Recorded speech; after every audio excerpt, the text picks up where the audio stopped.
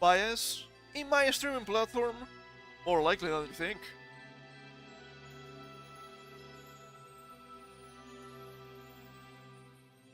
God, I'm tired.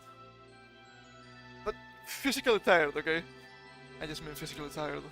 My side hurting a little bit. I slept the other day. It was not funny. I didn't fall, so that's actually good. It will be okay. It will be okay. I just need a little bit more rest, you know? Okay. Take care that everything is working properly as per usual. And let's get into the stuff.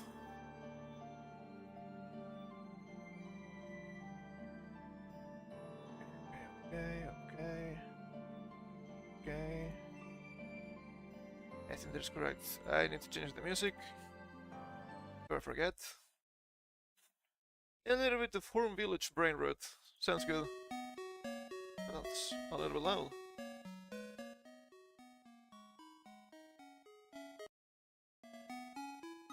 There we go. That seems correct to me. And where am I? Here.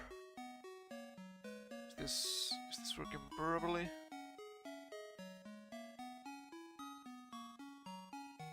I think it is.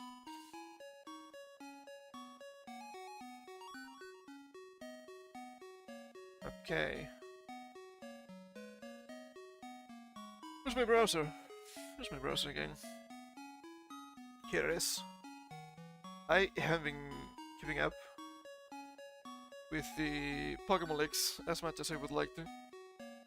Apparently there has been some source code leaking and people are finding strange game modes in the older games. That is really interesting to say the least. It is quite unique. It is quite unique. You can say as much.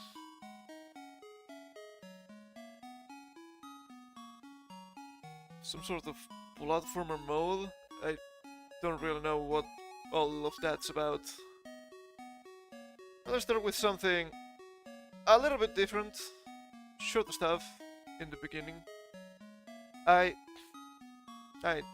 don't really know how to feel about this one. New Lord of the Rings film yet to be announced. Is that good? I don't think so. A new Lord of the Rings film has yet to be announced as a screenwriter involved confirms that The Hunt for Gollum would be a two-film series.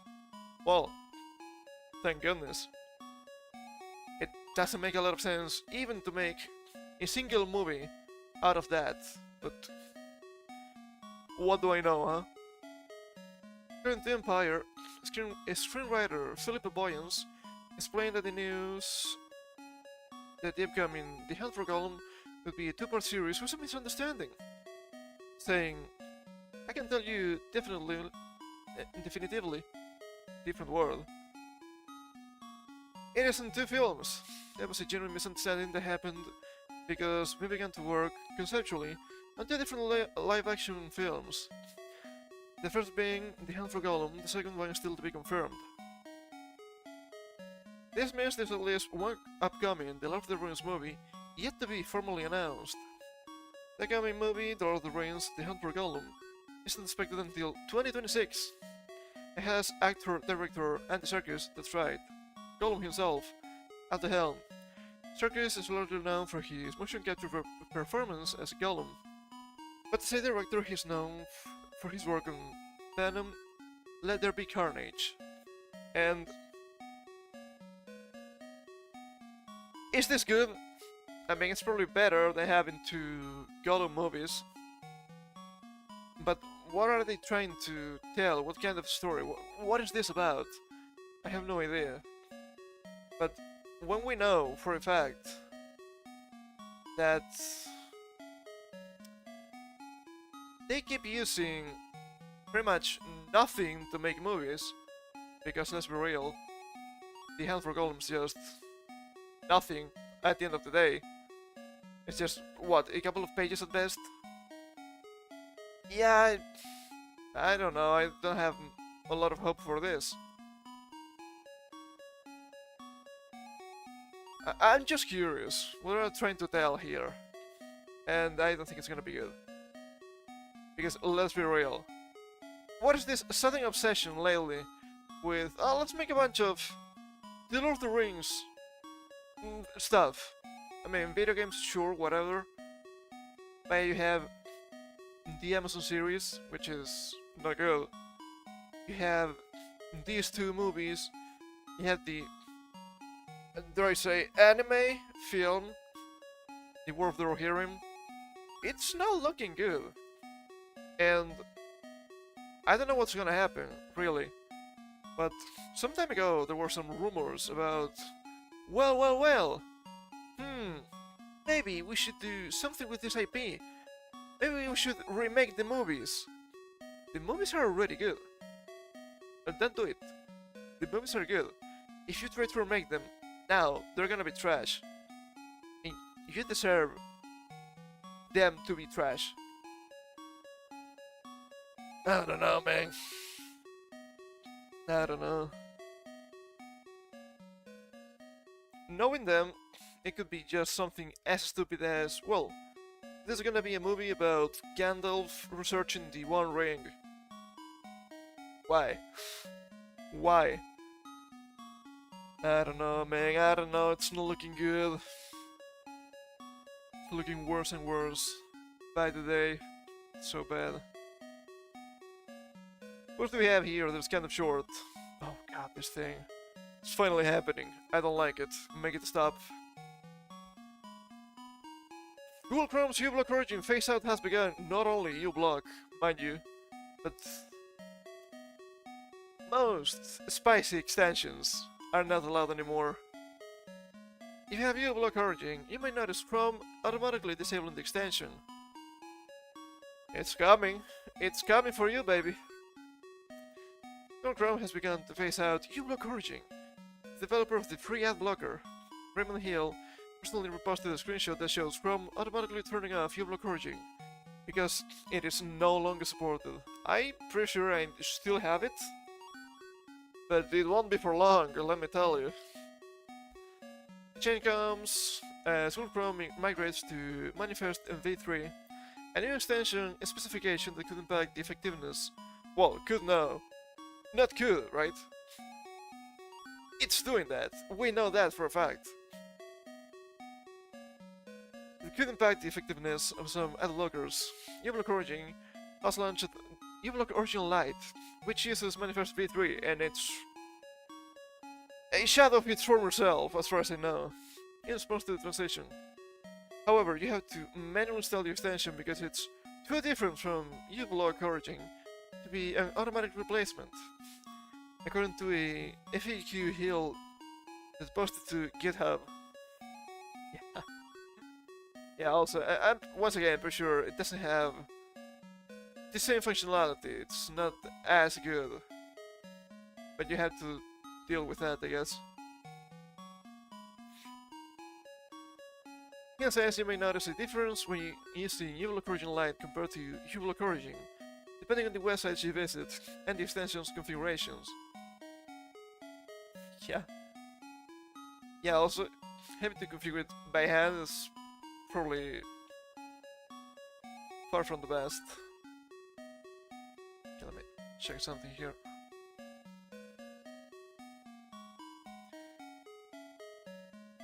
That's because uBlock Origin Lite has more limited filtering capabilities than uBlock Origin, as the Manifest v3 spec puts restrictions on the declarative net request API used by ad blocking extensions.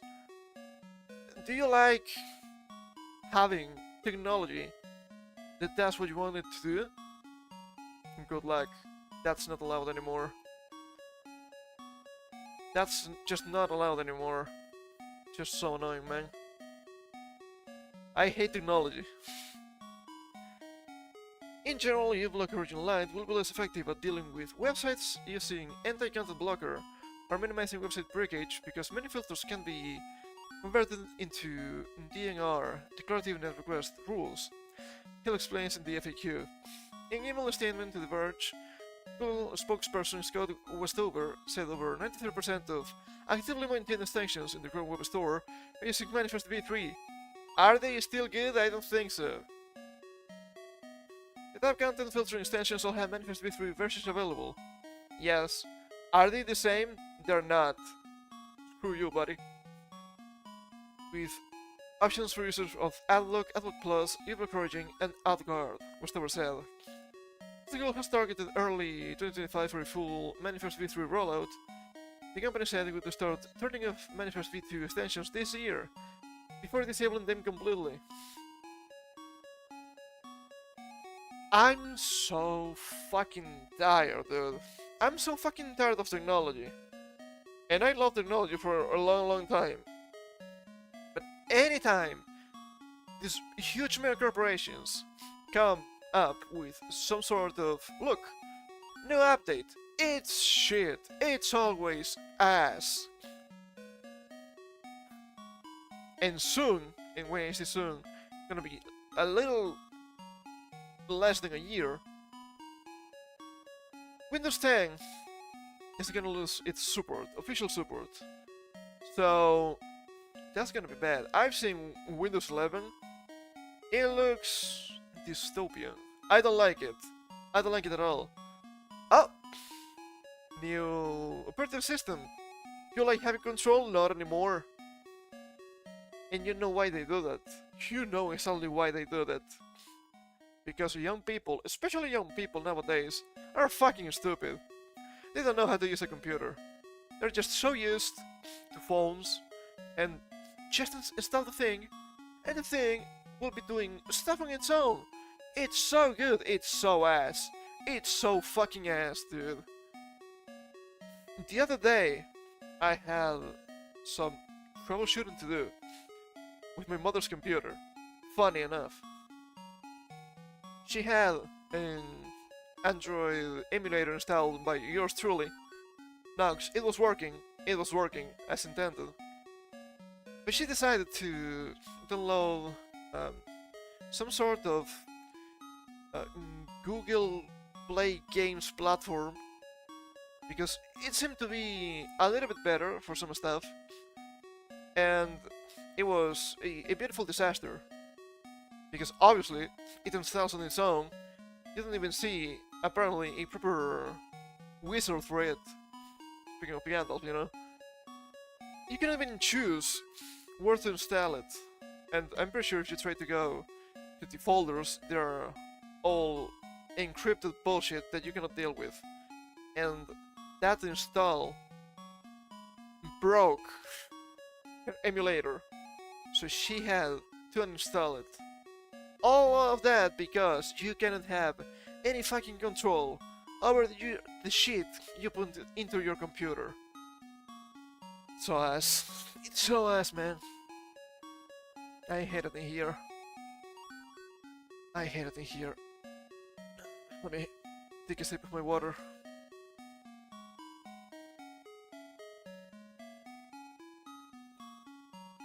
Speaking of things I also hate.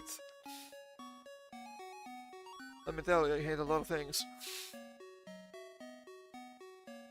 Let's get into the meat and potatoes of today. A little bit early, but you know.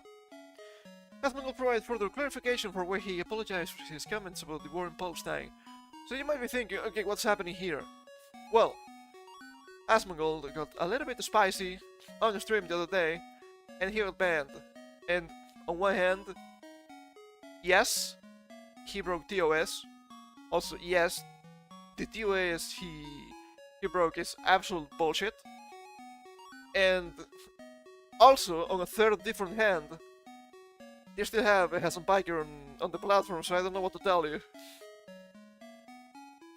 Also, I want to clarify, I didn't mean I hate this guy. I don't really care too much about Asmongold, but I do hate the situation because it is stupid. I might not be able to read everything that he said, so please bear with me.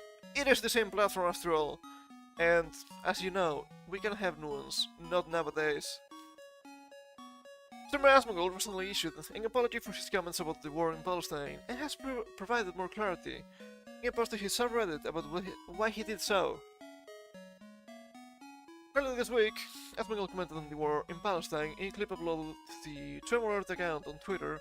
He said some stuff about a Muslim country called Palestine. To be fair, I think his main message is actually factually correct. Right? I don't give a fuck. Most people don't give a fuck about what is going on in Palestine and Israel. Understandably so, right? You might think it's fucked up what's going on, sure, but at the end of the day, not my country, not my problem, you know what I'm saying? Do you really want your country to be spending millions, if not billions, of money dollars on war in the other side of the world, perhaps? No. No, that doesn't make any sense.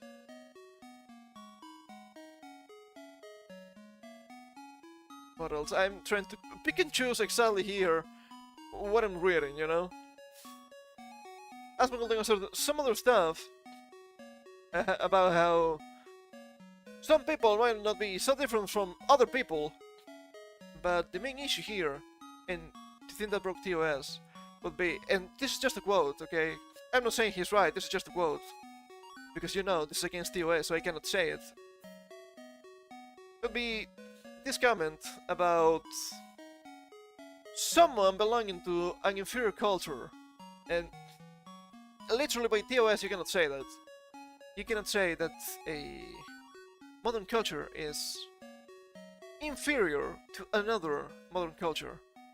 You cannot say that, okay? You cannot say that. I wonder why you cannot say that. Is that true? I don't know. Don't tell them classy, okay? Don't tell them classy. And this is actually correct too. That they do be killing people for their identity. That doesn't seem to be good. I don't think that's good. Is that an inferior culture? I cannot say that. And once again, I don't care, I don't support them. And that's fine. He doesn't have to, okay? He doesn't have to. You don't need to pick sides when conflicts are just retarded. That's the end of the deal, you know? He posted Twitter after the clip went viral. Asmongold apologized. Looking back on it, I was way too much of an asshole about the Palestine thing. My bad. Yes, this is a half-assed apology. And I guess that makes sense to some extent. Of course no one deserves to have their life destroyed, even if they do things or have views I find progressive. Fair. That's fair. That's fair. You can criticize their, let's say, ideologies, but that doesn't mean you wish or even approve of their destruction. That is understandable. He continued. You guys know more than me saying stupid shit like that. I'll do better. Some people were saying, well, it's backpedaling. No, it's... I think these quote-unquote apologies are actually really clear. Because the message he was trying to convey was not conveyed properly. That's understandable. That's gonna happen. He still got a 14-day ban, so... That's still a thing. That's still a thing. Okay, that's for later. Even the person he had, well, we're gonna read this here. Just violated your golden rule of never apologizing. It was interesting to hear why you made an exception on your next YouTube vid. And he clarifies. I don't mind apologizing if it's something I think I'm actually wrong about. Understandable. Understandable, that's how you should act. In the months of times I've gotten hate for things and never apologized, it should be proof enough of that. Probably true. Probably true. Once again, I don't really follow Asmongold. And I have to admit, most times I've seen this guy is just... Actually, at best, the normiest take. This is probably the spiciest thing I've seen from him. And he got banned, so... make of that what you will. In over 10 minutes video posted to YouTube, he issued a lengthier apology. He said, I made some comments about Palestine and also about Hamas, and basically opinions that were trivializing the genocide that's happening there. I don't really want to, miss words or try to, oh, I wasn't justifying or, promoting it. I said something about it that was disgusting. I said that I didn't care about innocent people getting killed by another force by anything. Anything that's horrible, disgusting, mean-spirited thing to say. It's understandable, once again. Sure, you have people getting killed, but you will always have people getting killed. That's just reality, that's just nature. Yes, war is fucked up, but that's always going to happen.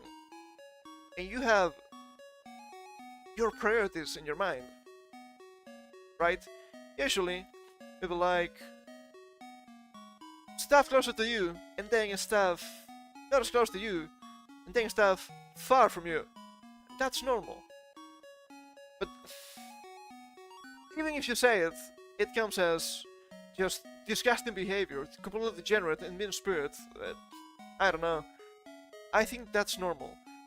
If you would care as much as the things close to you, let me rephrase. You cannot care, right? You cannot care about everything as much as the things close to you. You just would crazy, okay? You would go crazy doing that. That's just pure insanity. Yes, you can agree that war is bad, but at the same time, it's far away. It's not close to me, and it's not even something you yourself need to fix. Because that is a conflict that spans thousands of years. Are you going to have this guy coming in here with an opinion being like, guys, did you know that war is bad? No way! Maybe they should stop the war. That's not going to happen. Let's keep reading a little bit. And I don't necessarily think that it was really racist, really. Hold up, can we read this? Don't tell them classy. But when you use a language like Palestinians or like the people there rather than what my real language was.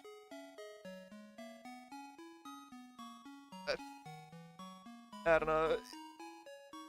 Sure, it's a transcription, it's a little bit all over the place. I get it. Oh, been very outspoken, very against religious extremism, and I still am, he continued. I think that any religion that's going to cause you to put other people in kind of positions below you, as in gay people, women, people with disabilities, anything like that, I think that's a really bad position to have, and I really don't like that. And that is understandable. That is understandable. Are we saying that the culture is inferior? No, we cannot say that. We cannot say that. Stop it, Glossy. Don't come from my ass. You can explain. I think the main problem and fault here was that it was making a criticism of religious extremism.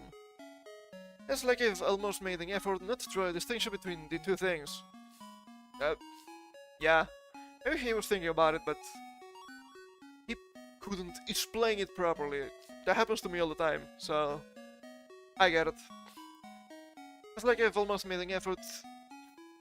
Almost made an effort not to draw a distinction. Well, maybe. Something's really hard, right? When we're talking about kind of a theocratic state, it is a difficult distinction, but there's a distinction there. Yeah, how you doing, Marlon? We're reading some stuff. It's Saturday, we get into the news. We're reading about Asmongold getting banned. It's just a stupid situation all around. I think a lot of us here can easily say that we're against religious extremism, and I am. But whenever I categorize everybody in the area as this group, think I'm the asshole, and I was the asshole. Collectivism. Collectivism! It always happens. It always happens, just how it works, man. In post his own subreddit, Asmongold provided even more clarity on why he chose to apologize. Because it was retarded to use Palestinians interchangeably with religious fanatics / terrorists. Where? Obviously not all people in Palestine are trash. I mean, I'm gonna say that most people are probably not trash. But you always have some cheaters here and there. It's always gonna happen. It's really not that complicated. Also, it wasn't just that issue. He continued. Knowledge itself become ideologically captured by a worldview to the point where it makes you so unreasonable that you turn into what you're fighting against. Overswinging, overcorrecting, that's actually really dangerous, and that happens a lot. No one wins when you stand behind a statement that's false or a mischaracterization. Yes? Yes. That's really fair. And once again, if he actually believes he was wrong, just trying to apologize for that, I think makes a lot of sense. Because, yes, it's really easy to see here a message that was different from his intended message, right? I don't think this guy is racist. Okay? Hot take, I know. He then reiterated a point he referenced multiple times in the video. Fucking dad told me over a year ago. I was getting too harsh on my stream, and I ignored him. Same with a lot of real-life friends. I think I'm just being increasingly more hostile and negative that brings a bad vibe to the stream. Can happen. If you get too deep in the sauce, that can happen easily. That comparison, Dragon Ball Sparking Zero playthrough versus Wulong playthrough. Basically what I'm trying to say is, I want more Sparking Zero playthroughs, and I never want to play Wulong again. I don't know what he's referring here. But we can infer that maybe Wulong, not as good, Dragon Ball, fun stream. The vast feel of the stream recently has been a lot more tense, and a lot of that is my fault, he continued. If you think that means my first stream back is going to be playing Dashborn and promoting them sweet babies, I think you'll be very disappointed. You're not changing anything other than trying to be more positive and less mean-spirited. Understandable. More than understandable, honestly. I guess we'll need the thread post they had in here too. He then addressed concerns that his apology had to do with his sponsors, which apparently he had troubles with his sponsors, with OTK, the PC company. It was just a fucking mess. Most sponsors had nothing to do with it. This wasn't even the top 5 worst things I've said. I don't know if that's the case. Once again, I don't know too much about the guy, but for me, this is the spiciest take I've seen from him. And it's actually pretty normy when you think about it. I want to step away from leadership and take a break from all of that for a while now, or 1 year. Believable. Because the amount of commitments combined on top of maintaining my streaming schedule was unironically ruining my life. Also, if I'm not involved with them, why would it matter what I say? True. If it's your company, you should still have some control over it. And that's more than fair. Hopefully you can see how this really is a macro issue and not just this situation. My life has actually been fucked for a while now, and I need to fix it. I'm a 34-year-old single man living in his mother's house, with dead animals and garbage. Yeah, that's less than stellar. Although I don't hate it, I don't want to die this way, he concluded. And it's actually a little bit depressing, because this guy is wildly successful, but he's also, how to say this, a really ugly side of success. Not because he's a criminal, that we know at least, I don't think he is, but because he can be as degenerate as one can be without consequence. At least he understands the problem, right? So that's probably good. I truly hope he can turn things around, because that's just fucked up overall. But this is not everything that was happening with Twitch this past week. It's funny. We also had, at the same time, this, I'm not going to play the video just in case. I don't think there's anything wrong with it, but Twitch is really trigger happy lately. You know, we have this VTuber called Little Nee or Little Nini with this tweet from October 15th, just 4 days ago. Here's Zombie Mami Mutu for some Halloween fun time. You have to reveal tomorrow, and it's just this skirt and a bunch of bandages. I know how to speak, I promise, sometimes. And just the usual sneak peek. Nothing too wild about this outfit, in my opinion, but lo and behold, Twitch partner, Little Need VT, my bad, has been banned. I think the Twitch staff will like this tweet. I didn't even stream or have my Twitter on Twitch. It keeps happening. It keeps happening. They keep just banning people, tubers, for no reason. They will tell you probably, oh, you're gonna have sexualized lolly here. It was not even on stream, so what's going on here? So obviously, partners, this is a established streamer, but I think that that's still strange to say the least. It's not a good situation overall. And at this point in time, you need to start considering that just streaming on Twitch, it's a no-go. It's just a no-go. Especially lately, we've seen them being extremely biased, right? Extremely biased. Look, they banned Asmongold for his comments about Palestine. You can believe he's wrong or not, that doesn't matter. In the same platform you have fucking Hassan Piker interviewing literal terrorists. I don't think that's within the realm of TOS, but that might be just me. It's time to stream in all possible places. I've been streaming on both YouTube and Twitch for a while. It's really easy to set up, and I've honestly considering the trying to add kick to that is gonna be a really positive idea. Kick, that's for real. Kick has really bad PR. They will tell you, oh, but they promote sexual stuff. They promote illegal content, as in piracy, and they promote what was the other thing? Gambling.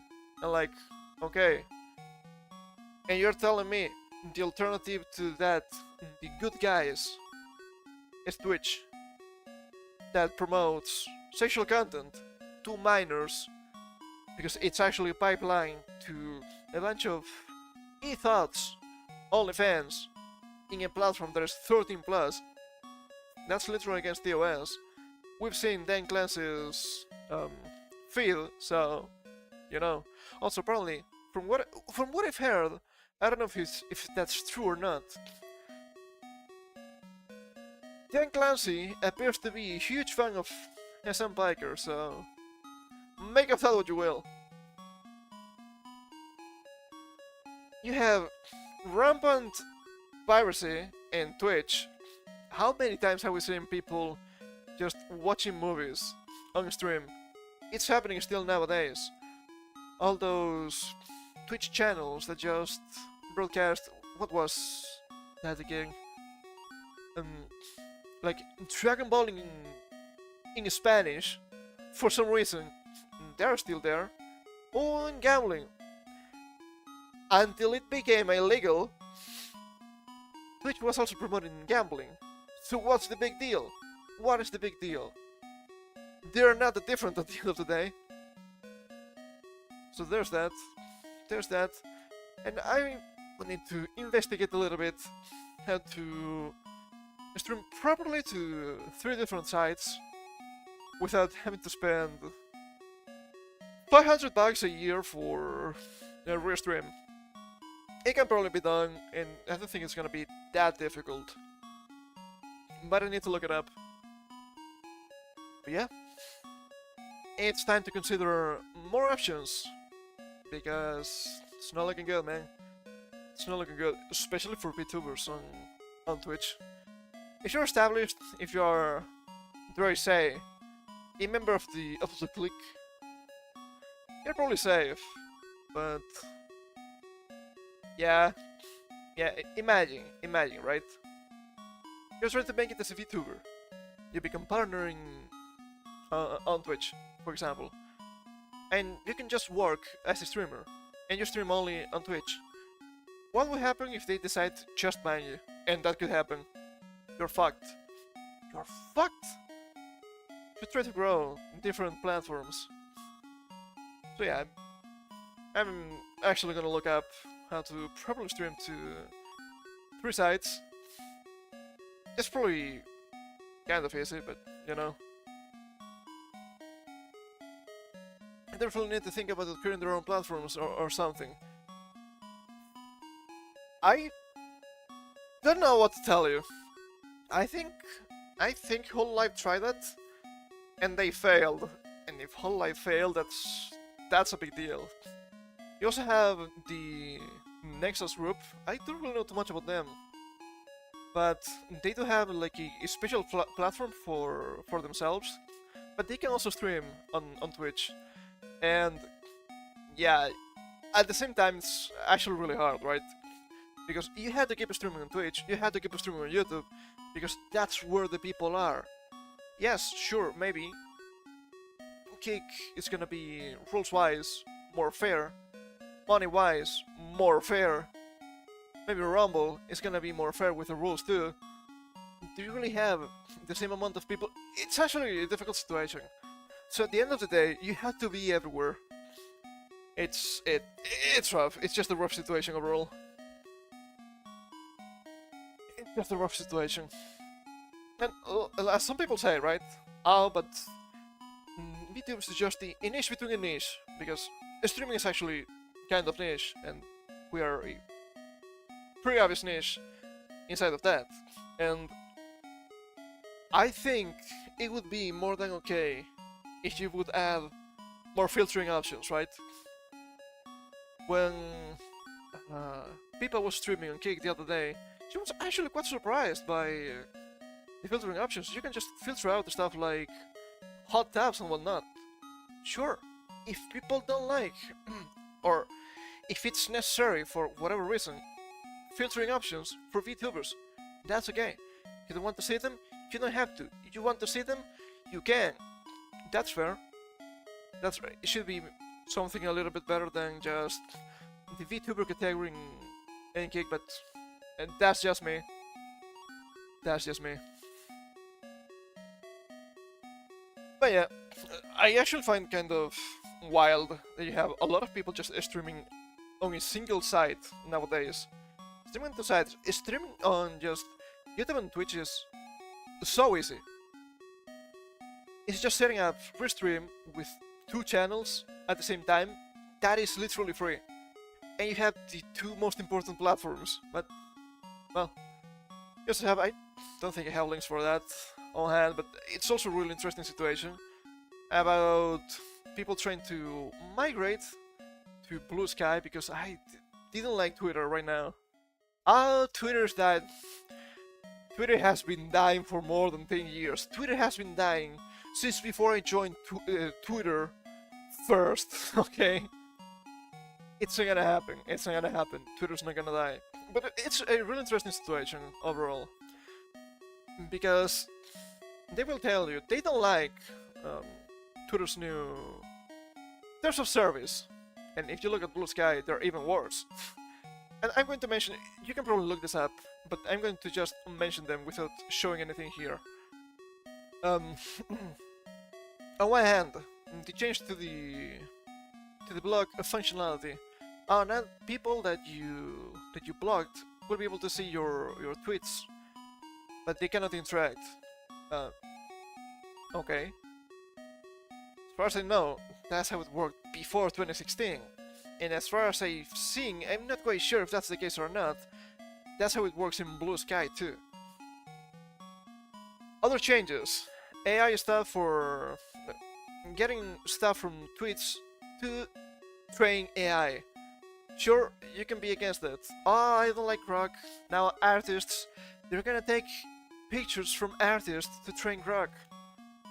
Yeah, I'm pretty sure all major sites have that nowadays, because AI is the current thing. And AI can be really profitable, you know, so that's going to happen.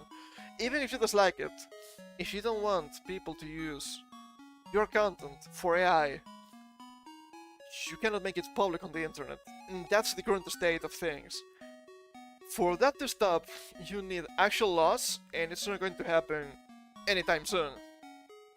And on top of that, because I think it's really, really funny, as they said, but Blue Sky might be the future for VTubers. Did you know? Did you know that Blue Sky is actually anti-lolly and anti-shota? Even though it's not sexualized, I've seen people being unable to post, or I'm gonna say, or getting banned / suspended. I'm not sure if that's the case, but you cannot post normal anime stuff, normal lolly characters, even if it's not spicy content. Do you think the VTuber community can strive there? I don't think so. That doesn't make any sense to me. But what do I know? What do I know, huh? Take a sip here before we move on onto the next stuff.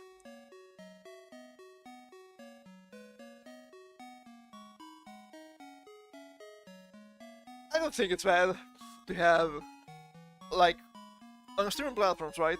You're on several sites. Social media, you're on several sites too. That's probably normal. But at the end of the day, you need to be on Twitter because that's where people are. Okay, let's move on. This is from Bloomberg. Oh, Bandai Namco. Always so hard to love. Bandai Namco begins to cut headcount after culling game titles. I will never understand what's going on with Bandai Namco. They have always been annoying, as far as I know. And they have good games, but they always make it so hard for us to love them. I would know.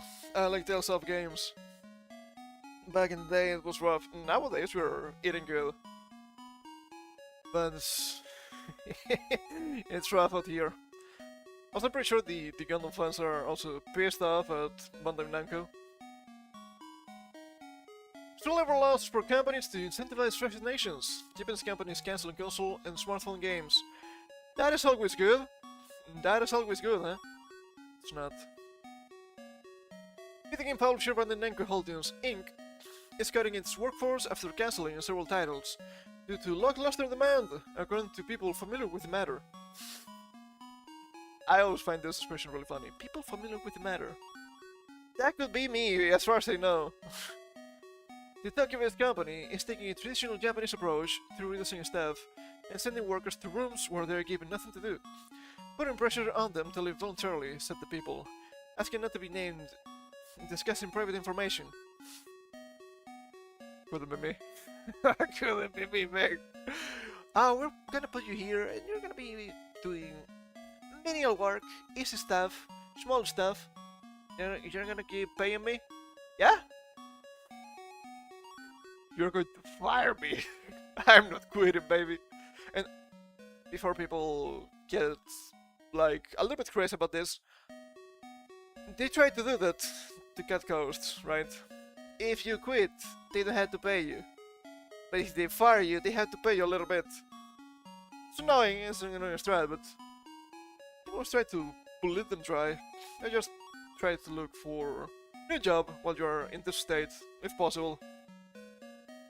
Since April, affiliate Bandai Namco Studios Inc. has moved about 200 of its roughly 1,300 employees to such rooms, and nearly 100 have resigned, said the people. You're weak and pathetic. Also, to be fair, they might be actually passionate about their job, so I can understand it. But yeah, people here are really different from people in Japan. Imagine. More expected to leave in coming months, they said. Such Ueda Shibuya, or expulsion rooms, are sometimes used by Japanese corporations in a country with some of the world's strictest labor protection laws. That's also fair, that also makes a lot of sense. Employees are typically given no work-related tasks, but are left with the knowledge that their performance will give manual examination to get severance when they do leave. Oh! Double whammy! Double whammy. I didn't know that part, but it makes sense, right? Many employees use their time in such rooms to look for other jobs. Fair. Monday Nanko said his goal is not to push employees out of the company. No, but you can leave. You should leave. Holy shit, they have a couple of bites. Bug bites, I mean. On my left arm. One of my right arm. I guess I got bitten the other day when I was doing water stuff. That's annoying. That's a lot of bugs out there, you know. Stealing October, a lot of bugs. I live. Our decisions to discontinue games are based on comprehensive assessments of the situation. Some employees may need to wait a certain amount of time before they are assigned to their next project. This is just pure PR. This is pure PR speak. But we do move forward with assignments as new projects emerge. A representative of Bandai Namco said, "There's an organization like an Oita Shibuya at Bandai Namco Studios designed to pressure people to leave voluntarily." I mean, they cannot tell you they're doing this, right? They cannot tell you.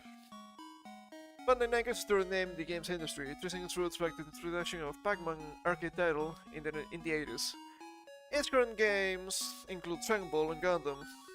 Yes, Dragon Ball games always profitable. People love Dragon Ball. I think Gundam games are also profitable, but I'm not entirely sure. Like its competitors, the company is now under pressure to cut costs and adjust to the post-pandemic drop in the time users have for games. Imagine my shock. Smartphone and online games have borne the brunt of cool sentiment, forcing Bandai Namco to overhaul its game title lineup, resulting in 21 billion yen, or 141 million USD, in write-downs in the 3 quarters to December. Oh, here we go. Here we go. So sad to see. Over December, the game further showed the smartphone game Tales of the Race. I was playing that, you know. I was playing that. It was entertaining. I said it would take down big budget online game Blue Protocol in January. Also, global version is not a thing anymore. We read that when it was announced. They also decided to either cancel or pause development for several games, including ones that feature characters from animes, Naruto and One Piece, as well as a project commissioned by Nintendo Co. I wonder what kind of project this was, actually. But Bandai Namco Nintendo, that's probably a pretty big game. For it to be cancelled? I don't know, man, it's not looking good. Rival Square Enix Holdings Co. also cancelled multiple loss-making smartphone titles, while Sony Group Corp pulled the plug on online game Concord just 2 weeks after its launch. Yeah, Concord was a thing. It was a thing, don't worry about it. An anonymous website launched last month alleges that Bandai Namco is using various methods to persuade people to leave. The company is aware of the website, but the information is not accurate, a representative said, declining to elaborate. I mean, once again, it's obvious they are doing this. They cannot tell you they are doing this. It could be a disaster, a PR disaster. This is already bad, it could be even worse for them, you know? It's understandable. It's just more than understandable, I would say. And it's also quite funny. Truly quite funny. Because, on one hand, they cancelled a bunch of games that would probably be profitable. I mean, I don't know about Blue Protocol or Tales of the Race, it was just JP only. But Naruto, One Piece, joint project with Nintendo. I don't know, man. That seems like good stuff. You know what they released instead? Unknown 9. And the Unknown 9 is not looking good.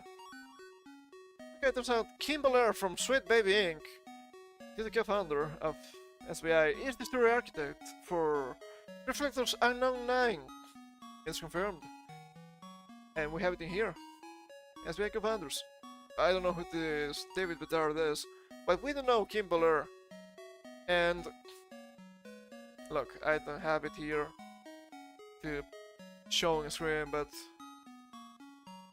I can probably look it up. It's fine.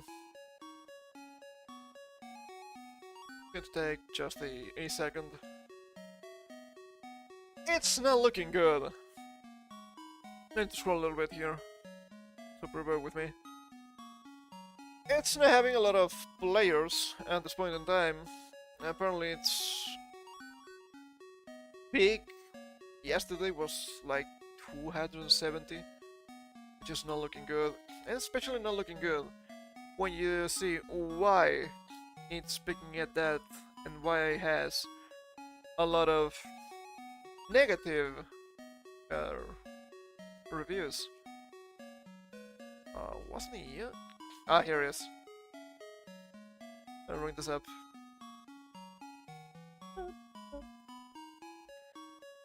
Parent Nation. Most of the people who played Unknown Night Awakening, a few more than 169, got the game for free with AMD graphic card. This means no fucking one bought this game. It's truly bad, and you can see it's mostly negative. Not recommended. Product received for free. Not recommended. Product received for free. Unrecommended for free. Not recommended for free. And it's not just the criticism. It's just, oh, sweet baby, sweet baby. Some of them mention sweet baby, sure. But as we can see here, the first one, get this game for free. Not sure how Anya Chilatra agreed to the character model. I'm pretty sure that's the actress that was the base for the main character. She's ugly now. It keeps happening, it's so bad. Combat, the unclear stuff is saying. Yeah, that's not looking good. Is the cutscene that you want to play in the background while you read something on another monitor? Well, you can't.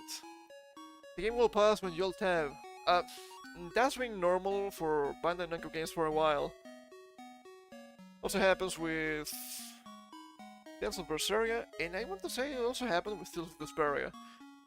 But I don't remember. It's been a couple of years since I played that game. Camera movement is so annoying, especially when you're going through cracks in the terrain, which seems like the only way they could come up with to move between areas. Enemy AI feel like a joke. You can kiss them on the forehead before they see you in normal difficulty. That's a little bit rough. So at the end of the day, it's just bad, it's just low quality, and from what you're saying, I don't know who posted that, but apparently this game is supposed to be like a 4-title series. It's probably not a good idea. I mean, it's going to crash and burn, so there's that. There's also that. Man, I don't know. I don't know anymore what's going on with games lately. But they keep making stuff that is just low quality. It's not even ideological. Even before we get to the ideology, you see the game, you're like, this is ugly. What are you doing? This looks low quality. And the best example of this is probably Star Wars Outlaws. Does it have the message? I have no idea. I don't even know. But you look at clips of the game. It's a thing, it exists, but it's a broken mess. It's just a broken mess, man. Oh, man. And speaking of a broken mess, I saw this the other day. It was really funny. From the dark side of gaming. Metaphor fantastic, right? It's free demo file. So unlucky. So unlucky. Metaphor of the new Atlas RPG. And I don't know too much about the game. I've seen some screenshots. A lot of people are going crazy about it because, oh my god, it's as good as Persona. I saw some criticism as, this game wishes it was Persona. And I've seen other screenshots. The game seems really preachy with real world stuff, so yeah, I'm not really holding my breath for this one. Metaphor Fantasy is a new RPG from Atlas that was published by Sega earlier this month. It was like last week, I think, something like that. And like most of Sega's PC releases, it uses the new on PC. However, its demo, which came out last month, didn't use that anti-tamper tech. It's free real estate. And to the surprise of no one, players have figured out a way to use the demo executable file in order to crack and play the full version. Look, you cannot do that, that's illegal. It's just purely illegal. What's funny here is that pirates will now have a better version of Metaphor Fantasio. And I'm saying this because the Spirited version doesn't have the Nubo at all. Better performance. Oh man, we can have everything we want. It's just beautiful. Contrary to other games in which the crack bypasses the Nubo, in this title we have a Nubo-free executable file. No frame traps. Ah! So good. So lovely. In the first version of the pirated version. The first version of the pirated version, yes, I was not misreading. Has some issues like soft locks. I thought the game was good, what's going on? Perhaps the same could be said of most games, but maybe not most, but a lot of them. That's why I did not report on it when it came out. However, its latest version has fixed those issues. Not only that, but it's now also able to use the retail saves. Oh. So it will be interesting to see a comparison between the pirated and the retail version of this RPG. Does the pirated version run better now that it doesn't have the Nuvo? I'm gonna guess yes. We can only wait and see. For those wondering, Atlus has made some improvements to both the final and demo versions. The team has improved the game's performance. As far as they can, because you know, the Nuvo is ass. None of the devs took inspiration from the Special K mod. However, the game now runs better than its initial demo version, and that's a big plus. That's also a little bit funny. But look, if it's all demo that runs bad, I think it's okay, it's just a demo at the end of the day. As always, we won't be linking to pirated content. Of course not, that's illegal. You shouldn't do that. So don't bother sharing any links in the comments. Still, I'm certain that most of you will be able to find it by a simple Google search. I would never. I would never. Maybe we should buy a ship. That's all I'm saying. So there you have it. In the new free version of Metaphor Fantasio is out in the wild. Now let's hope that Sega will one day remove it. Stay tuned for more. No comments? I think we need to. So funny. It's so funny. And look, at the end of the day, it's just what the game said. Piracy is just a problem of service. And I don't know if I read it on a stream the other week. I don't think I did. But it's really funny because it has to do with the Nuvo.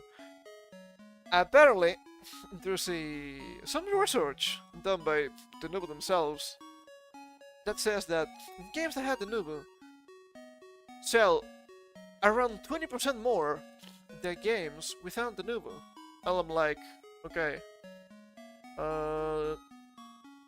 surely, the Nuvo doesn't have some sort of special interest in making the Nuvo look good, right? That would just be silly. But I don't think games with the Nuvo are good. And not because of some sort of grandstanding here, but dude, the performance? The performance!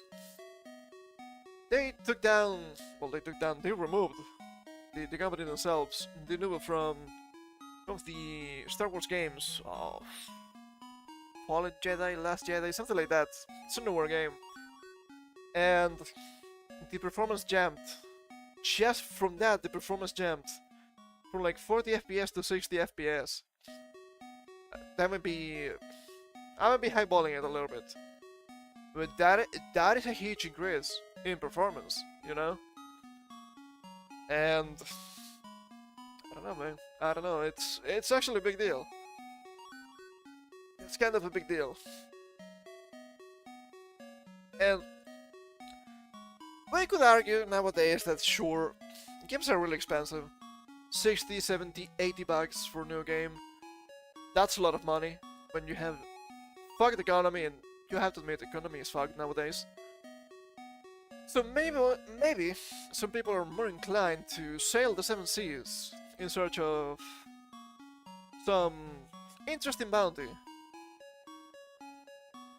But it is known at the same time that if the game is good, the game is gonna sell. Maybe some people just sail the seven seas to try the game if they don't have a demo, and then they will buy the game.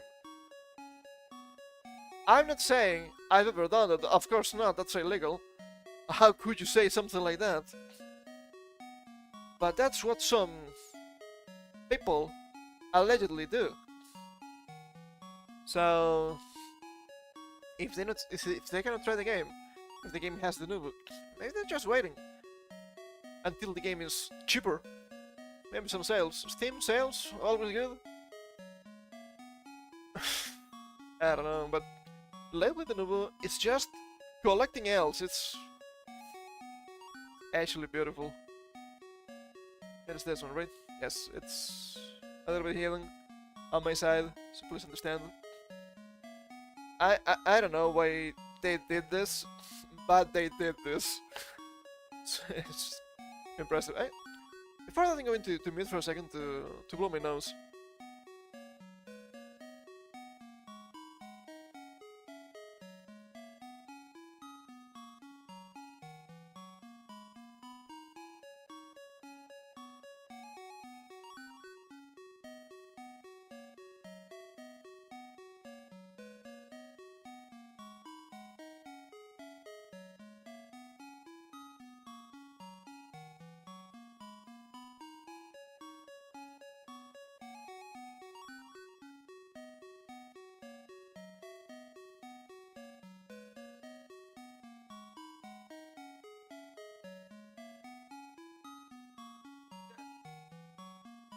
Really humid outside, it's getting chilly. You know the deal. And the new opens its own Discord server to rehabilitate its image. Has to shut it down 2 days later after players flooded in to bully it. Why would you do that? People don't like you, stop it. Who could have seen this coming? I don't know, man. This was just a disaster in the making. You know, more or less committed to the noble crusade of video game journalism. I said there's money to be made in a job where you generally cajole? Willingly revile people and institutions away from any interaction with the public. I bet you can make 6 figures just telling loathe organizations your life equivalent of... No, they're saying bull earns. Ah, barns. The news still a thing? Yes, sadly it's still a thing. And they're getting clowned on a little bit. Today's despised company that definitely decided to open the door to unlimited public engagement, the Nobu. Yep, the DRM software that the whole internet is perpetually angry about, and fair enough, at least some of the time, once again, crushing performance, decided that it should clear the air with consumers by opening up its own Discord, where curious onlookers could come and ask it questions about DRM tech. There are FAQs about how the Nubu functions, dealers the Nubu news, and, fatally, channels where passerbys can ask the Nubu devs questions, chat, and post memes. Why would you do this? People hate you, stop. No pressure for guessing the results is just so obvious. 2 days after throwing its doors wide, and with nearly 2,000 people on the server, the Nubu sheepishly returned to Twitter to announce that, as you can imagine, the amount of inappropriate content has made moderation quite challenging for our small team. We're doing this alongside our regular day-to-day work. For that reason, we've decided to make some changes to the server, which we'll be implementing over the next few days. Stay tuned! No one's been able to post on the server for 2 days at the time of writing. This is from yesterday, so that checks out.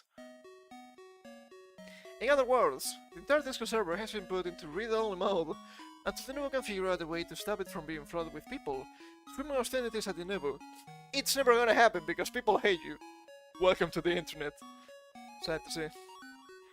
It's not been the worst of the worst, has since being scrapped from the server by mods.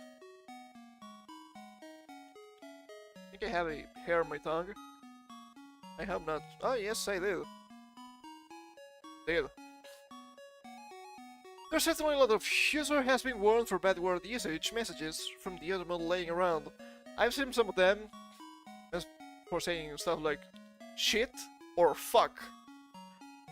So that's more than understandable. But a brief wander through the Frozen in Time channels reveals people posting pro-piracy memes, wishing bankruptcy on the company, and hitting with sick burns like, did you guys enable slow-mo just so we can also experience slowdown in Discord? Like any game that has your DRM? Whoo, baby, we got him. We got him. It all really just continues from there. People hate the Nubu and have been very keen to make that clear.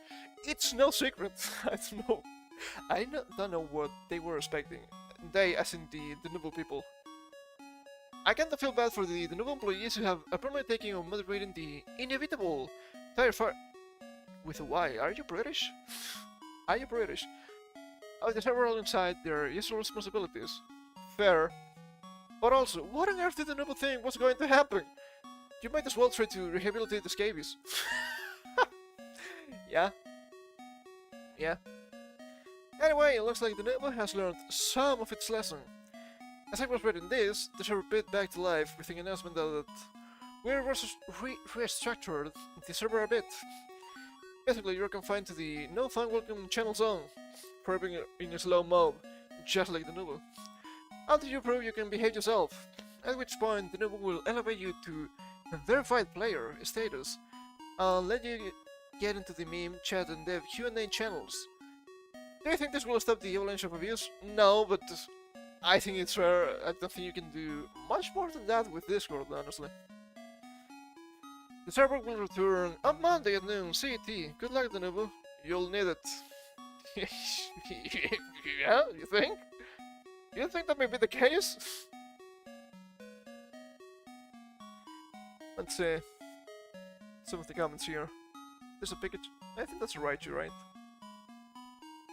200-pound Pikachu. Oh, it's a Pikachu with the Raichu onesie. That's so cute. While by those personal attacks and devs, the News PR spent months mocking customer concerns, with the many memes on Twitter, making empty promises, mocking the players, complaining about their middleware, and being dismissive of the reports of users getting logged out of the games they paid for by their activation process. They saw Discord. Did they really expect civility in return? No. It's also funny that this guy says, they saw Discord. Really nice wording here. I think it's more than fair. I don't know. Maybe it was just an attempt to, I don't know, keep calling the gamers a bunch of toxic people. Look at them, they're so evil. Well, what did you expect? You keep demonizing your customer base, what's gonna happen?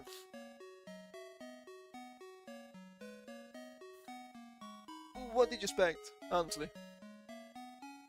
I actually expected worse than this. So, I can appreciate people for being just a bunch of trolls and not a bunch of criminals. Especially in the aftermath of the chip reviews nonsense a while ago. That was really messed up. I didn't cover that on the stream, but yeah. Bunch of people hacking an anime reviewer and putting actual child sexual exploitation material on his DeviantArt account. Why?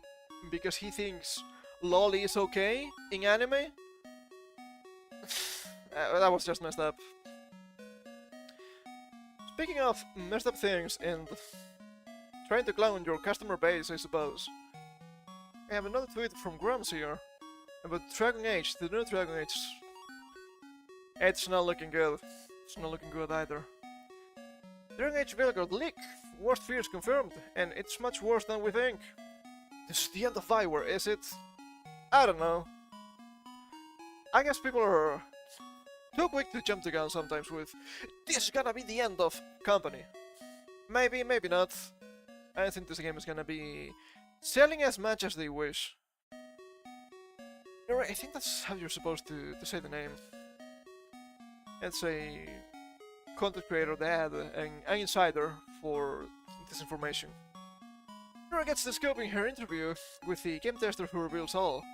Alleged rumors from testing in 2023 reveal the highlights. The game is super woke, pronouns in your face. Her companion literally introduces themselves with immersion-breaking modern language. I identify myself as non-binary, and I said before, I will say it again, I've never been a fan of Dragon Age.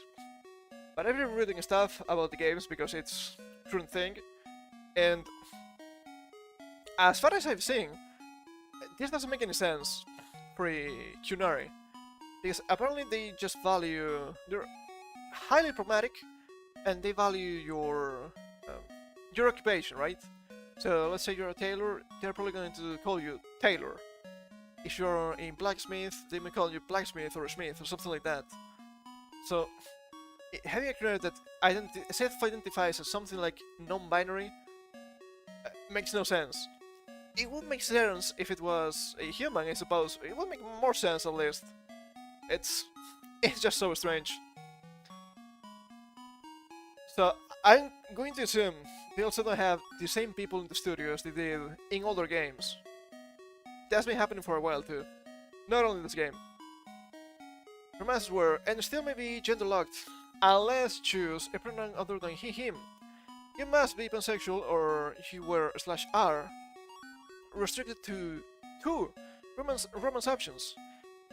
Nev or Neve and Harding. While other choices may romance anyone. This may have changed due to Baldur's Gate 3 success and influence, and that does make a lot of sense, right? If you make a guy and choose special pronouns, right? Are you really gonna get with a lesbian? What's going on here? I think this is a single size fit all. That would be strange.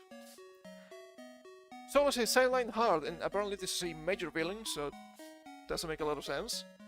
Main to minor character with little importance or development until suddenly important at end of game. And that ending is baffling, and not in a good way, but no spoilers revealed. The story is disappointment after disappointment. I can't believe it. Facial animation is Andromeda Lover again, and plastic, which I assume is a lot of my face started quality. Yeah. I don't know why they keep trying to go for the hyper-realistic faces. It never works, it looks really ugly. Evil Within remake looks worse than the original. I think that's the name of the game. Inquisitor and Inquisition is corrupt and may not be of any help even if you didn't disband it. Choices don't matter, it's Mass Effect 3 again. And people are rightfully pissed about this. If you have choices, because you had choices before, and the choices mattered, suddenly no choice matters anymore. What's going on? It's really rough. Rook is sidelined. As far as I know, Rook is the main character. Backstory wasted. Just a guy in a bar and very much diminished. You're not even the main character of your own story. So wild. This is a big one. This is a big one. There's the feedback ignored. Boss said, it's very good feedback, but I can't send it to them, to devs. It's very good, but basically, you can talk about how the Walker stuff is making the game worse. It's not something you can talk about, even if it's ruining the game. I don't think it's just the quote-unquote woke stuff here, right? Yes, it's not making the game better, but at the same time, you can have any criticism of anything in these games. We've seen that with Ubisoft and Assassin's Creed too. So, what's the deal here? It's so strange. It's so strange. What they call the toxic positivity, I suppose. You can be critical of the game, but if it's not good criticism, as in positive criticism, as in you might be gobbling on some dick and balls, yeah, we cannot tell the people. Look, if it's bad, you need to know. That's why you have testers. That's why you have testing beforehand. just saw the game doesn't crash and burn on release like Concord. For example, right? People want the game to be good, and you should be wanting to sell to sell good game. So when people tell you, no, this is just to promote ideology, I can see how that's the case. It's the most likely story here. So as. Where was I? Here. Grey Warden Davering, a newcomer who never finished his training, gets to influence and make important decisions for the Grey Warden solely because he's a PUC. Gets to decide everything. I read a little bit about this, and apparently the Grey Wardens are highly meritocratic. So, in theory, if you haven't finished the training, not only they will listen to you, especially the higher ups, they will treat you like trash because you didn't even finish your training, you piece of shit. And that doesn't make any sense. You could have made one of the generals, higher generals, a people of color, and that would make sense. But now it has to be the Miles Morales looking guy. It's always the same look, it's so annoying. And that's actually racist, right? Because you're telling me all black people look the same to you.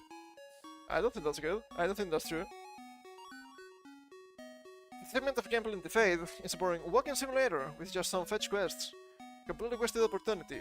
From what I've seen from people that actually played Dragon Age, usually the Fate parts are actually annoying as fuck, so maybe it's just intended. Other major characters like Ibaraki, I'm pretty sure that's the dwarf with the crossbow, looks pretty cool. Trained to mirror advisors and pushed to the back of the story. It's so far removed from Origins that it's crazy that it's the same universe. It's the end of Bioware, the interview concludes. Final nail in the gaffing of a once great studio and franchise. Check out the great video by Nuri, link in the reply. It's looking like Dragon Age. It's going to be a complete disaster for Bioware. It's probably gonna be a complete disaster. They will tell you this. Oh, look at this character creator, so cool. It's so good. This just looks like a fucking meme. One of those deformed faces you see on memes all the time, or perhaps a funny Dark Souls character. It's not looking good. It's not looking good, but this keeps happening constantly with all fucking games. I don't know, man. It's so bad. It's just so bad, man.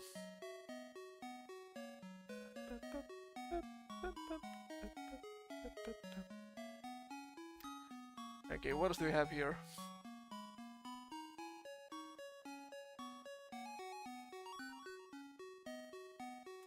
What else do we have here? Oh, yeah, now it's a little bit more random stuff, but the next thing is also gaming related. Square Enix, the beginning of my existence, swear to God. And you have some bootlickers here. Okay, this is the proper link. I was just making sure. Check the other links too. Yeah, everything here is working properly. Have everything up, I'm pretty sure. Phoenix Lawyer's elbow in to shut down Yokotaro Fun Archive, bafflingly, 6 months after he thanked its creators for all the love. Yokotaro says, thank you, as Phoenix says, any last words? It's rough, man, it's so rough. Let me take a sip.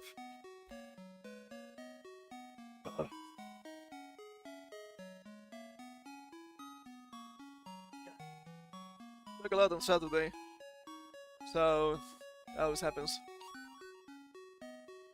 You know, so if I put this 14 player, you gay now. A game which happened to have a near crossover right back in Shadowbringers. I'm being constantly confused and alarmed by the weather blunders of Square Enix as a company. You should be. And now I've got one more to add to the list. Girls Library, a fan website that gathers and archives lore from the Nier and Drakengard games, has been told to shut things down. This was shared on the site's Discord server, thanks Games Radar, which reads as following. Before that, if it's just lore, it's more than fair. Because if you have many games and you have obscure lore, having just a website that compiles it, it's actually really good.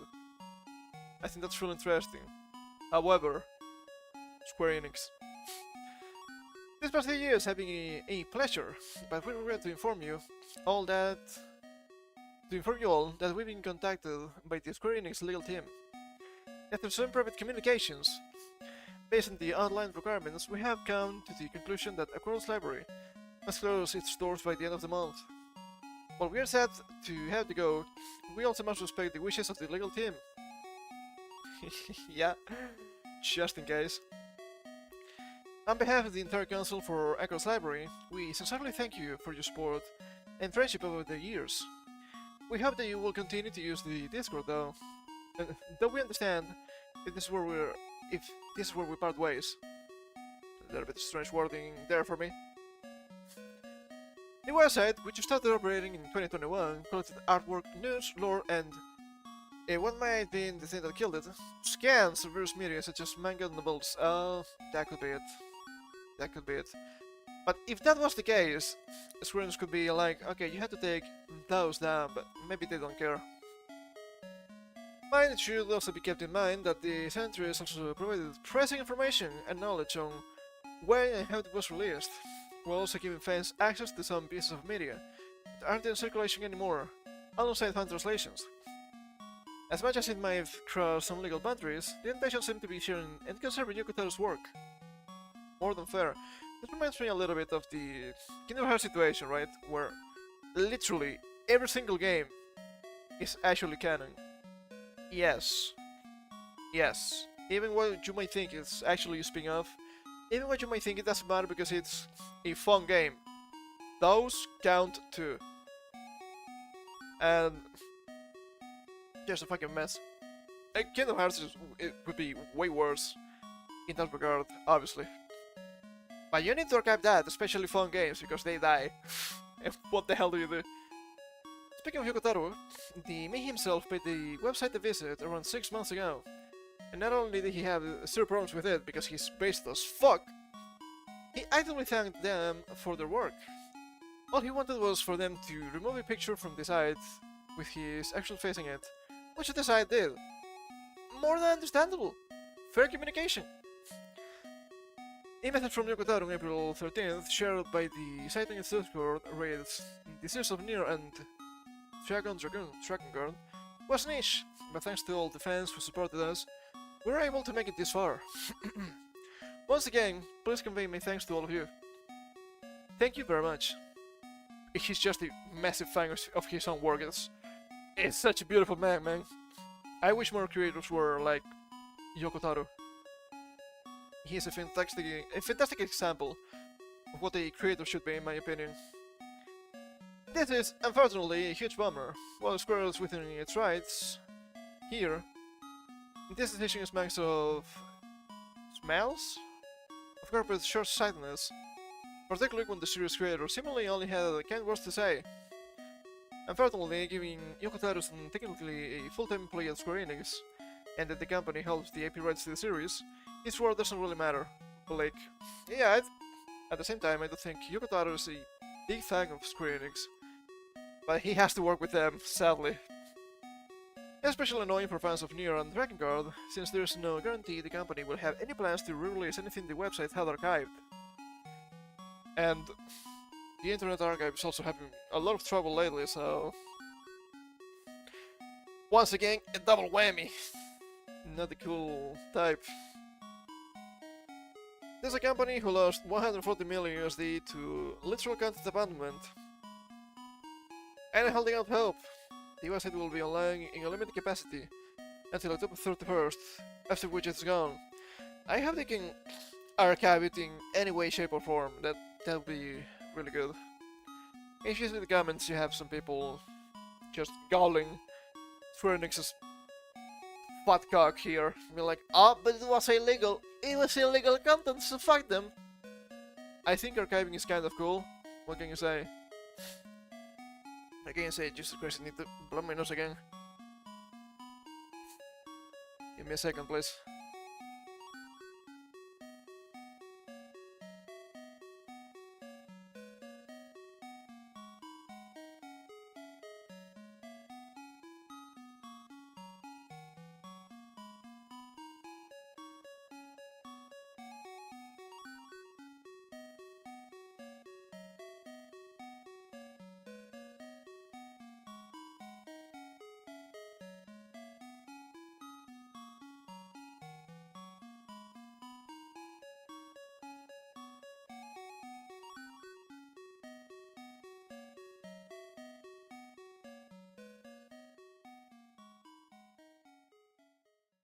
I have to admit, all of this stuff reminds me a lot of Nintendo here a little bit.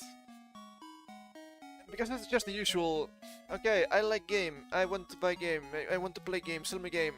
No. Okay, then I will have to party. How dare you? How dare you? We're gonna lose money because you just downloaded illegally a game that is 25 years old and it never got re-released. And just re-release it. It's literally free money. It's literally free money. What are you doing? But they just refuse. I will never understand that. I will never understand that. It's also tiring.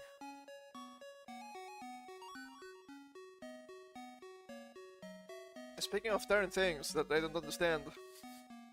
God, this is so ass. Crunchyroll explores shorter anime for shrinking attention spans in TikTok generation. Guys, I don't think we're gonna make it. I don't think we're gonna make it at this rate. TikTok generation, holy shit, dude, what the fuck? Global anime streamer Crunchyroll, streaming platform I suppose, is exploring the idea of shorter anime projects to set the preferences of younger generations for short-form content, such as that seen on TikTok, according to a new interview. Anime episodes are not really that long. Like 24 minutes, that's not a lot. That's counting opening, ending, next episode preview, if any, and recap, if any. It's not a whole lot. Nikkei Strand interviews Crunchyroll CEO Ita Ribapragadic, what a name, and President Rahul Purini about the latest trends concerning the anime industry. When the pair were asked how they believe anime will evolve in the future, Purini replied, "Most anime are 21 to 24 minutes long. Meanwhile, younger generations are used to watching short 2 to 4 minute videos, one after the other. This is just the same. This is just the same, but it's bigger. It's landscape instead of portrait. What's the big deal?" We need to think about how to tell anime stories differently than we traditionally have done. The anime ecosystem itself needs to continue to evolve. It's not going to work. Okay, it's not going to work. People nowadays barely understand what they watch, and you want to do this thinking it's gonna be a good idea? It's not gonna be a good idea. It's gonna be kind of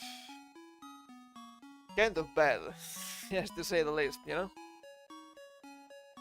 Also, how are you supposed to make something as engaging as an anime episode in about 3 minutes? About 3 minutes! It's gonna be so bad.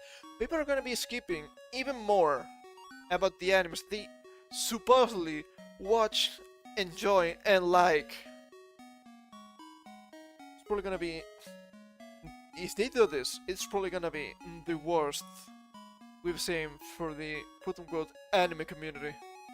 At least on social media, it's gonna be terrible. The anime industry seeks to appeal to younger generations via shorter content. And we have here a picture of Banania, which, yes, it's aimed to younger generations, but it's literally aimed to little kids. Okay, it's a really cute anime about banana cats.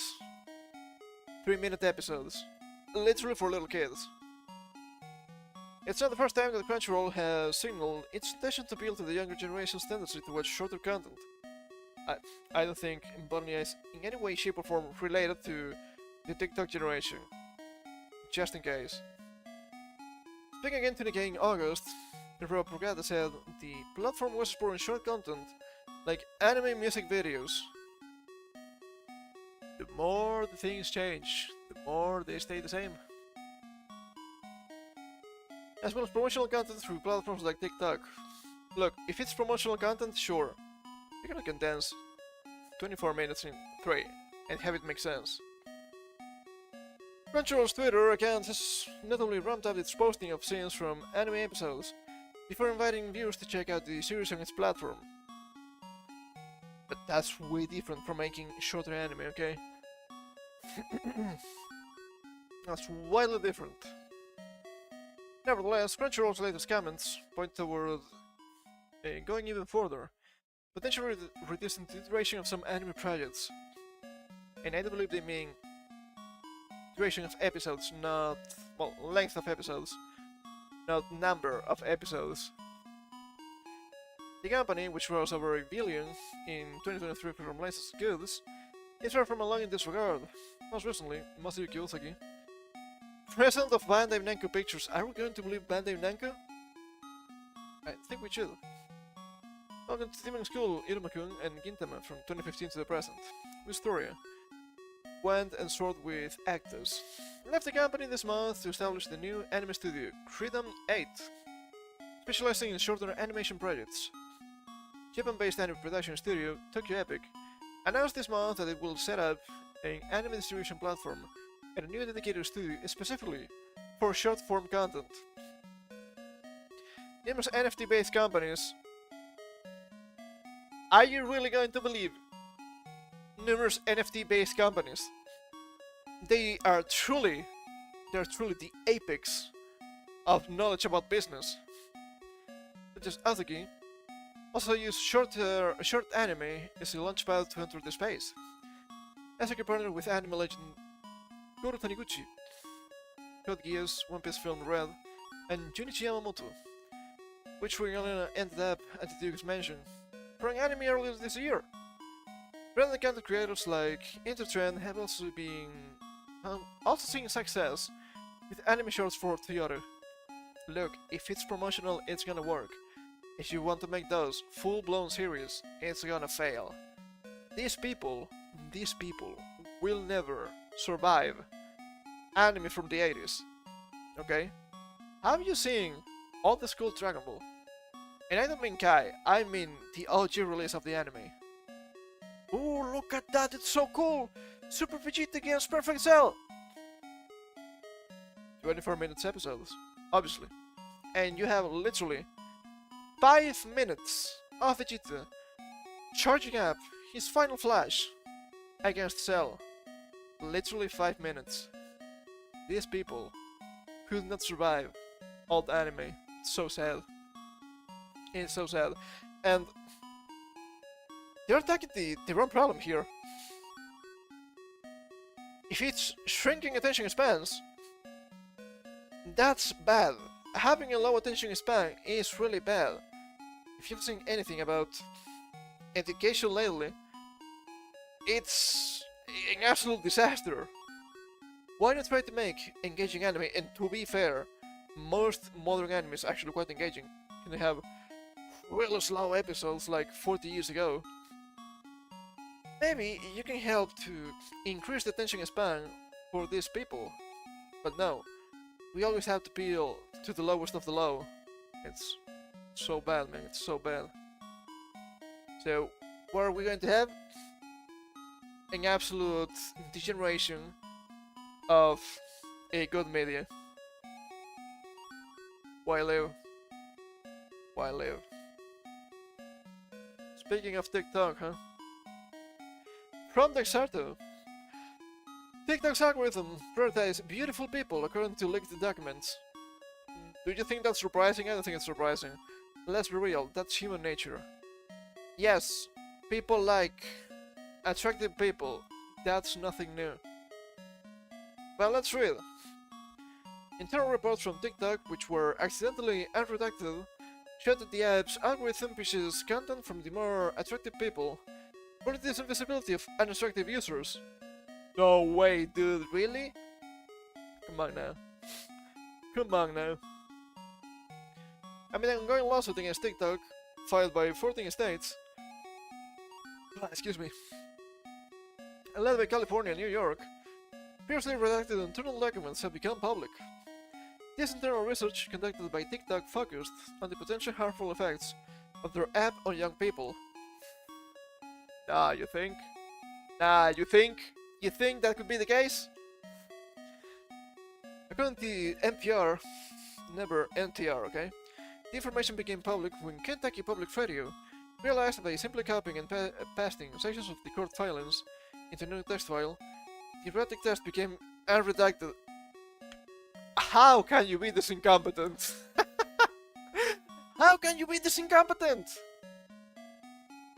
It's not surprising, but Jesus Christ, what the hell? Among revelations, such as it takes only 35 minutes to become addicted to TikTok, or other details about the algorithm and how it pushes more attractive people. When a high volume of not attractive subjects were found to be populating For You pages, TikTok reportedly altered things. The internal report claims that TikTok not only took their algorithm to amplify users the company viewed as beautiful. Is this the new Instagram? It could be. It could be, for all we know. And for those deemed not attractive, the documents claim they apparently pushed them down the pecking order and took active steps to promote a narrow beauty norm, even though it could negatively impact their younger users. According to Kentucky authorities, oh, look at this, the evil TikTok, the evil China. Instagram does literally the same. Instagram does literally the same, and most people don't care. I say most, because some people care.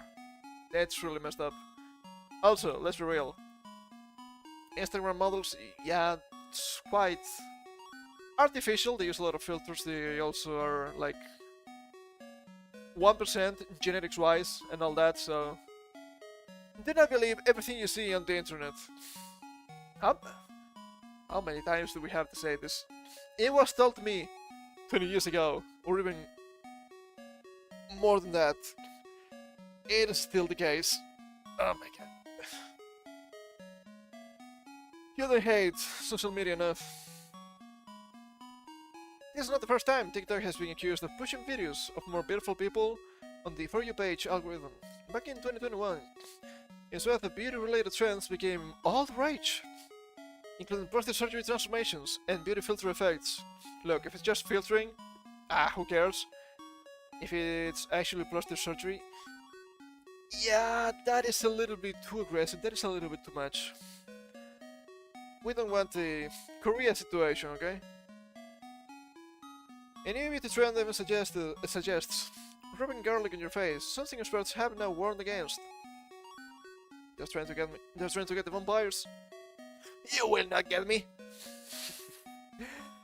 Other revelations from the leaked documents included that 95% of smartphone users under the age of 17 regularly use TikTok at least once a month. Ooh! I believe that! It's not looking good. I don't think that is good data. I don't think there's anything good in TikTok. Western TikTok. From what I've been told, China TikTok is actually kind of based. They try to promote stuff like values, technology, education, and all that, so that's kind of cool. Here we have probably the most deranged people trying to push their, let's say, ideology, their I don't know. I don't even know how to say it, right? But the most degenerative stuff you've ever seen. Also, the challenges they pop up from time to time. They're actually really dangerous. It wouldn't be the first time someone kills themselves trying this one. Well, trying a challenge, I mean. So yeah, do not, do not. As we claim that TikTok knew internally that using the app often had the negative and things like essential personal responsibilities like sufficient sleep, work/school responsibilities, and connecting with loved ones. Addictions are always bad. Yes. A unnamed TikTok executive is quoted as saying the app's algorithm can prevent users from sleep and eating and moving around the room and looking at someone in the eyes. Do you like cyberpunk? You better, you're living in one. Only a single cyberpunk for now. So dystopian, Jesus.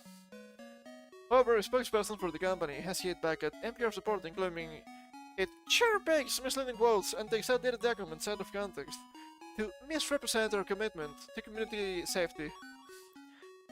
Yeah, they're not gonna be like, yeah, of course we're doing this, we're a label company. No. They have to tell you, no, we're not doing this. They're probably lying. The last sitting against the platform for more than a dozen attorneys general is ongoing. California Attorney General Rob Bonta alleges TikTok intentionally targets children because they know kids do not yet have the defense or capacity to create health boundaries around addictive content. Not even some adults, but yeah, I can really say that. I mean, you know what they say, right? Give me your kids for 7 years, and they will be mine forever. You have to look that one up. I will not tell you who said that. He added that the app must be held accountable for the harms it created in taking away the time and childhoods of American children. Not only American, but yeah. New York's Attorney General Letitia James is focusing particularly on the harmful effects of beauty filters. You better go for Instagram too. I do believe they're bad, okay? Not saying otherwise. Beauty filters have been especially harmful to young girls, James said. Beauty filters can cause body image issues and encourage eating disorders, body dysmorphia, and other health-related problems. Do you believe they can also exacerbate stuff like... well, they mention it here, body dysmorphia, right? So... it's probably not the best way to explain it, but... I'm gonna say gender dysphoria. It's not actually gender dysphoria in this case, but it would be exacerbating the perception of one having gender dysphoria because this promotes body dysmorphia. It's just theory, a conspiracy theory, as they say. But it is unbelievable enough. TikTok spokesman Alex Horrick responded, describing the lawsuit's claims as misleading. You provide robust safeguards, he just don't believe you, to actively remove suspected underage users, and have voluntarily launched safety features such as default screen time limits, family pairing, and privacy by default for minors under 16. Do we believe them? Honestly, I do not. It's kind of wild. They're actually lying to you directly, because let's be real. They're telling you, yes, we're actually kind of doing this, it's in the documents. But they have to tell you otherwise, because, yeah, we cannot admit to this if we don't want to completely collapse as a company. Never believe huge corporate lies. I never believe them. What else? Speaking of corpus, this one's gonna be... That's really funny, it's Gen Z related after all. Melanie Ball says Gen Z job applicants have listed broad girl summer and hairstyles enthusiast as work qualifications. It's bad man. So bad. Recruiters... Shut up. Recruiters are often accused of forcing young people through endless rounds of job interviews and tests, but Gen Z doesn't always make it easy in itself either. One millennial boss complained that there is nothing quite as humbling as shifting... Shifting? Is that a word? I've never seen that one. The job applications from the newest generation.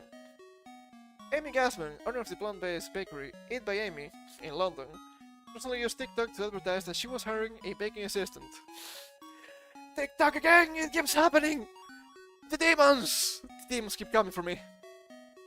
3 days later, she returned to her channel to slam the bizarre resumes and carbon letters she got in response. One woman wrote that she was having a practical summer in her application. What does that mean, even? What? I don't understand. Jasmine told her nearly 700,000 viewers. What do you mean you're having a bad summer? Why have you put that in your CV? I'm so confused. I'm so confused. I also relate to not related to Gen Z. They're not my people, so I guess that's normal. A 23-year-old helpful hire noted in her application that she's an avid hairstyles enthusiast with the superpower of being able to manage getting tickets to a sold-out concert. At face value, no less. Others used no capital letters or punctuation in their letters, enabling admitted to having no baking skills or experience, despite it being necessary for the role. You don't say. Some signed off with smiling or winking face emojis. It's bad, it's bad. Some of Gasman's followers didn't think the applications were genuine. She did 2 follow-up videos with the screenshots of the applications in question. Oh, it's real. It's real! It's so bad! I'm sure all these people are good vibes. This is just not the kind of thing that I want when you're going to send me CVs and cover letters. She concluded. I need some level of professionalism. Like, we don't know each other. I'm going to be using my money out of my business to pay you. So you have to convince me that that is a good idea. And that's the big problem, and I think we older people are to blame here. Because when you have Gen X, it was like, okay, you can be silly, funny, haha, but you know when you're being professional. Then we came to millennials, and the lines got broad a little bit. You could be silly, funny, haha, wanting a professional setting, but it kind of worked most of the time, I feel. But now I feel like that line is non-existent. That is so bad, man. That is so bad. It's not getting better. This is struggles with the unwritten rules of work. Complaining that young workers don't understand the unwritten rules of the working world is a tale as old as time. Every generation complains about the one beneath it, but Gen Zers have devised novel ways to test recruiters' patience. Among them, refusing to add to the tests, submitting unrealistic lists of demands, and then failing to show up for interviews. What are you doing? What are you doing? Look, there's one thing in being too young, not having enough experience. We all know that. We've all been there. But this is just being unprofessional.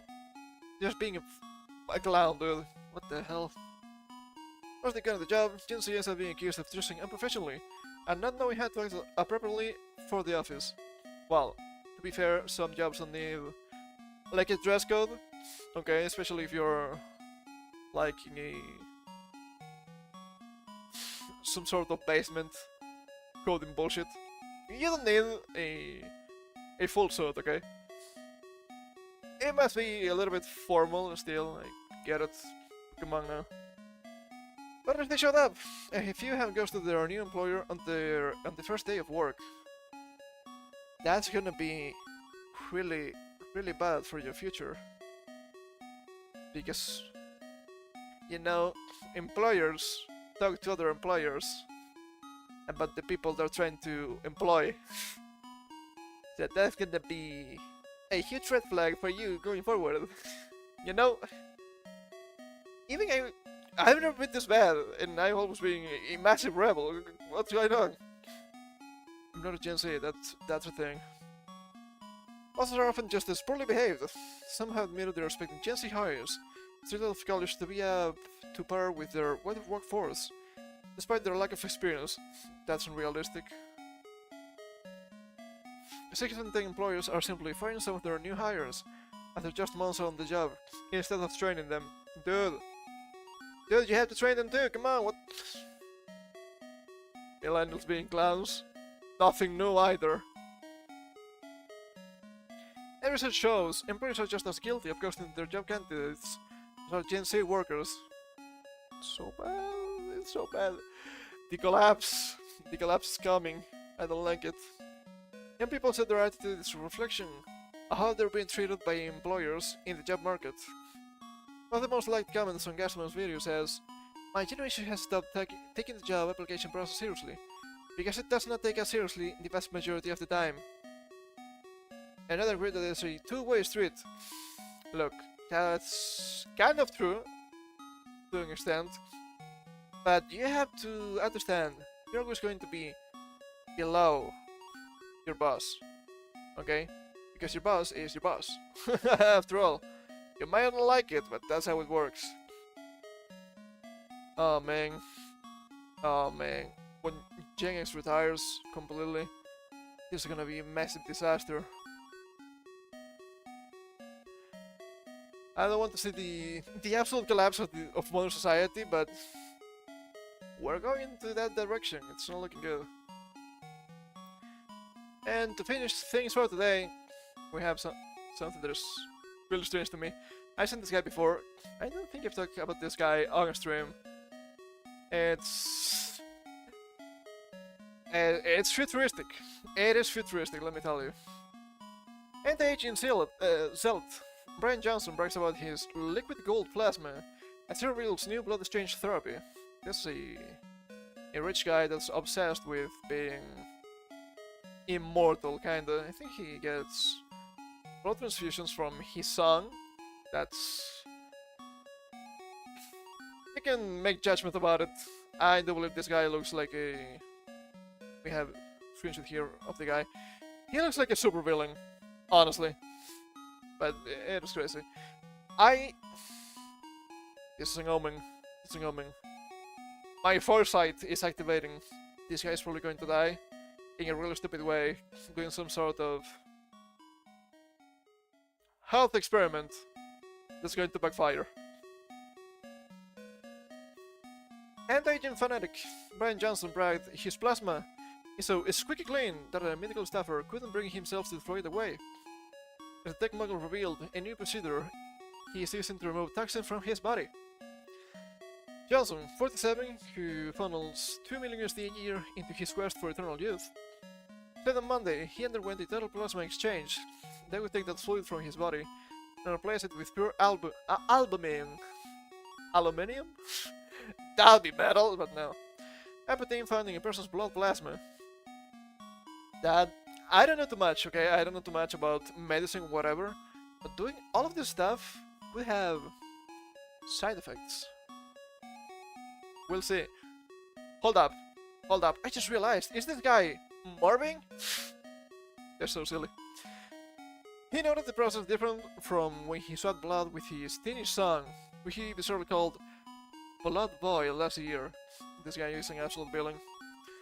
The blood exchange reportedly had no real benefits. It's so strange. It's so strange. Swapping blood with your teenage son. What?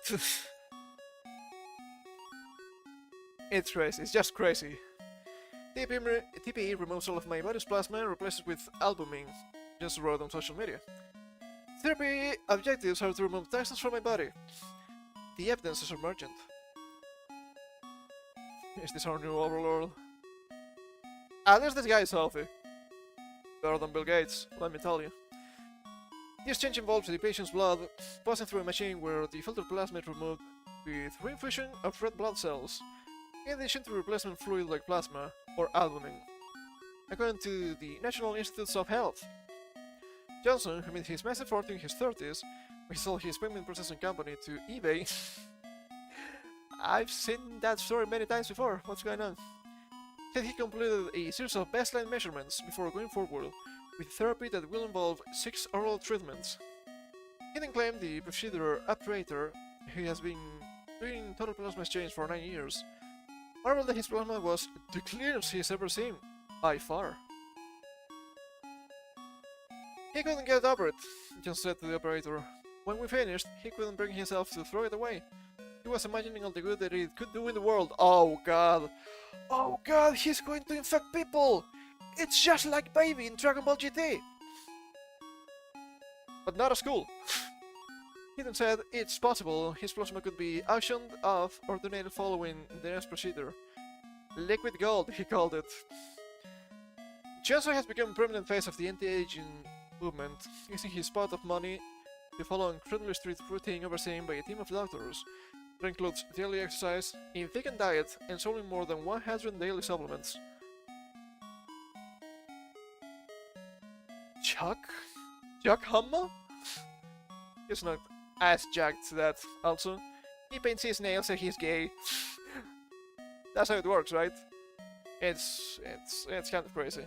He looks really unnatural, right? Let me pick this up again. Right, this guy's 47. He looks really unnatural.